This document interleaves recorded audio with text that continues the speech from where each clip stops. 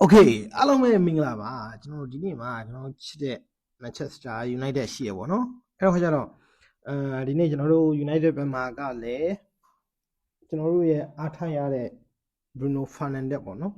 Bruno Fernandes မပါလာနိုင်တယ်လို့နောက်ထပ်တော့ Ahmed Mbumo ဒီလက် Maguire ဒီစရှိရဲ့ကျွန်တော်တို့တခြားသော player တွေပေါ့နော်နောက်ထပ်တခြားသော player တွေလည်းမပါနိုင်ပါဘူးအဲ့တော့ခါကျတော့ဒီနေ့ United မှာကကျွန်တော်တို့တော်တော်လေးအင်အားလျော့တယ်လို့ပြောလို့ရတယ်ပေါ့နော် United အနေနဲ့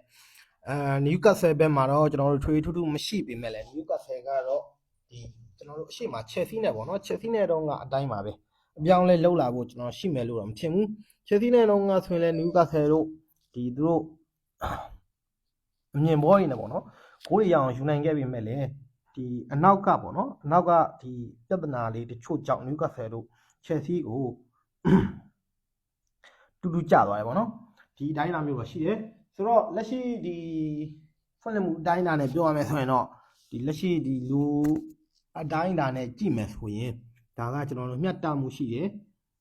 လို့လက်ခံပေးလို့တော့ရတယ်ဘယ်လိုပဲနေနေပေါ့နော်ကျွန်တော်တို့ဆက်တွေးပြီးလို့ရတယ်သို့ပေမဲ့ဒီမှာတစ်ချက်ရှိတာကျွန်တော်တို့လူတိုင်းကဒီနေ့မှာကျွန်တော်တို့ United ကိုကြိုက်မှာတော့မဟုတ်ဘူးဒါပေမဲ့လည်း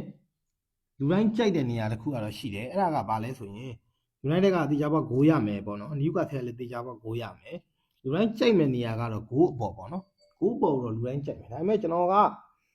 ဂိုးပေါ်ဘက်ကိုလည်းကျွန်တော်မကြိုက်ဘူးဘာဖြစ်လို့လဲဆိုရင် Newcastle ရော United ကိုပေါ့နော်ဒီနေ့ပွဲမှာကအရန်သတိထားရမယ်အရန်သတိထားရမယ်ဆိုတာက United မှာကကျွန်တော်တို့ခုနပြောသလိုပဲအနောက်နဲ့အလယ်ကပြဿနာတွေရှိနေတယ် Newcastle မှာလည်းကျွန်တော်တို့အနောက်ကပြဿနာရှိနေတယ်ဒါကြောင့်မို့လို့